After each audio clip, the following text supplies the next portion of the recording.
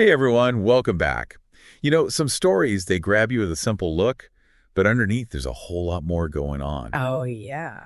That's what we're diving into today with George Orwell's Animal Farm. Sick, good We're one. going past those talking animals, really digging deep. Absolutely. We've got excerpts from all sorts of analyses, plus the novel itself. Right. Get ready, because this deceptively simple story, it still packs a punch, even after all these years. It really does. It works on, different levels. It draws you in, right, with this charming idea of animals taking over, running their own show. Right. But Orwell, he's being clever. He's using that to critique the Russian Revolution and everything that came after.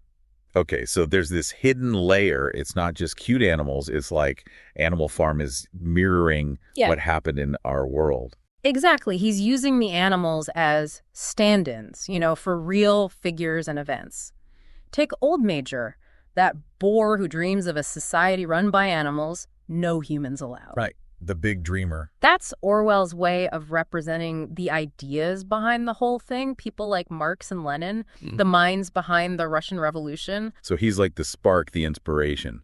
But what about Napoleon? He's the pig who takes charge, right? Yeah. Who's he mirroring in this parallel? Napoleon, he's our Stalin. Iron Fist wants all the power, pushes aside anyone in his way. Just like Stalin got rid of rivals after Lenin died, Napoleon, he pushes aside Snowball. Snowball, he's like the brains, right? Yeah, he represents Leon Trotsky, pushed out just like in The Real Deal. Wow, talk about hidden depths. Suddenly barnyard meetings seem a lot more serious.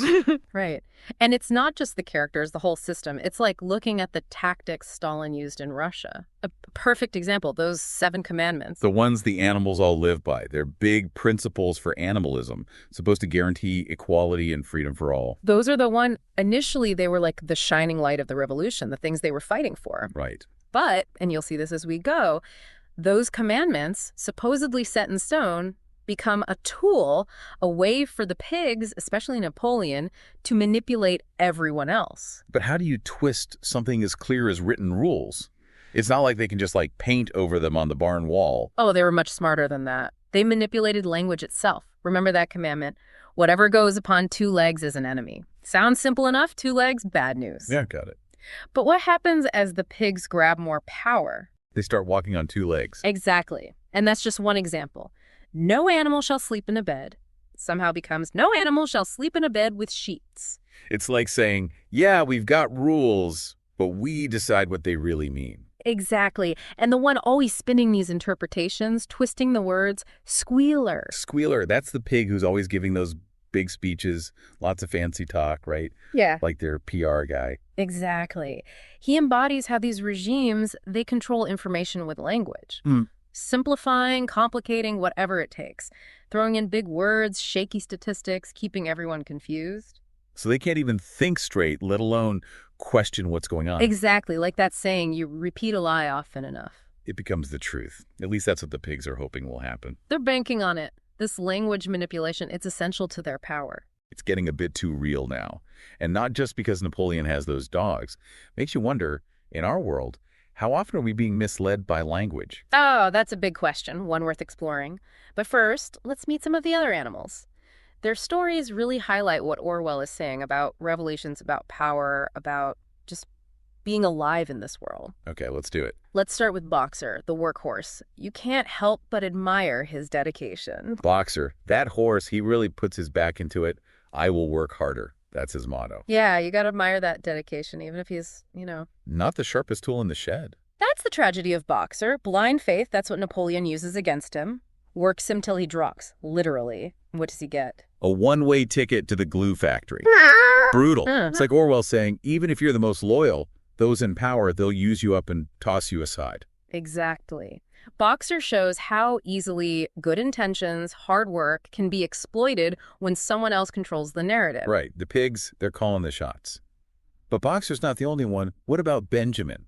Now he sees what's going on. Benjamin, the cynical donkey. Yeah. He's our detached intellectual, understands the whole situation, sees how the sausage is made. But keeps to himself.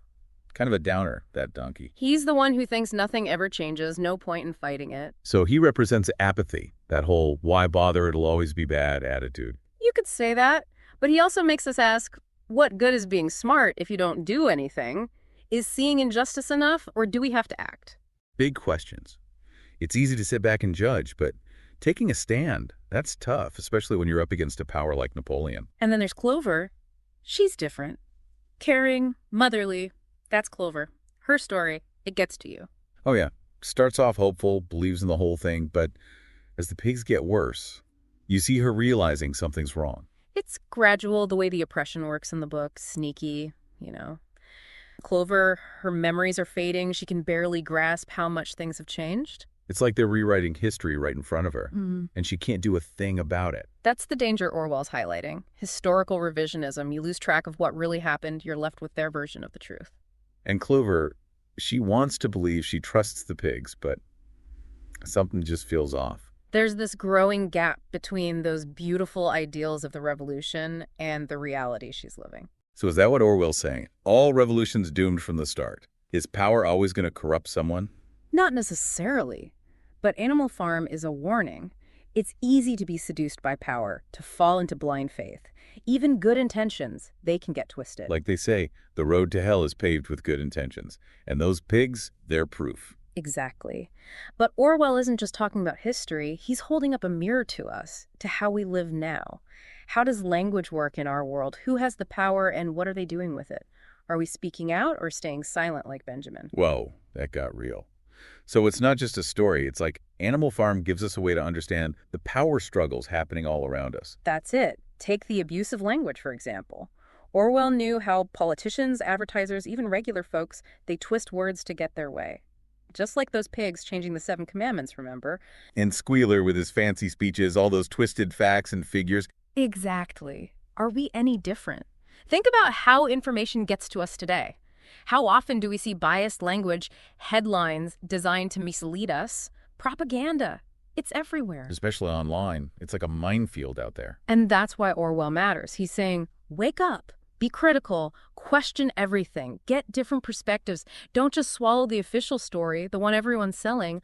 Look closer. Don't be a Benjamin. Exactly. We can't just sit on the sidelines. We have a responsibility to make things more just, more equal. Orwell's telling us it's not on someone else to fix. We're all in this together. It's easy to think, oh, revolutions, power struggles, that's something that happens, somewhere else. Yeah. But Animal Farm, it's like it's showing us this stuff can happen anywhere. Oh, absolutely. Makes you wonder, if Orwell was writing today, who'd be the animals in his story? Like, what would his Animal Farm look like now? It's a great question. And honestly, I don't think he'd be short of material. The themes he was writing about, they're still so relevant. Abuse of power, twisting words, the fight for equality. It's like it's hardwired into us, across time, across cultures. So it's not just about one farm, one revolution. No. Animal Farm, it's like a blueprint, a way to understand how power works everywhere. Exactly. But what I love about Orwell is he doesn't give you easy answers. He's not pointing fingers saying, these are the good guys, here's how to fix it. Right. He wants us to think for ourselves, be critical of the people in charge, question everything we're told. It's like he's giving us the framework, saying, okay, now you go out there and figure out how this applies to your world. Exactly. And that's what makes it such a powerful book. It's not just a story. It's like a starting point for a conversation, a mirror, it shows us all the messed up, complicated stuff about ourselves. It definitely makes you look twice at everything, just like those 7 commandments. Start off straightforward. Next thing you know, the pigs are twisting them to mean whatever they want. That's the thing about language, right? It's a tool, can be used for good or bad. And Orwell, he wanted us to see that. How it's used to manipulate us throughout history, totalitarian regimes, propaganda, even just like everyday spin. It's scary how much power words have, if you really think about it. And that's why he gave us Animal Farm. It's like a toolkit for spotting these tactics. He's showing us how to be more critical, more discerning.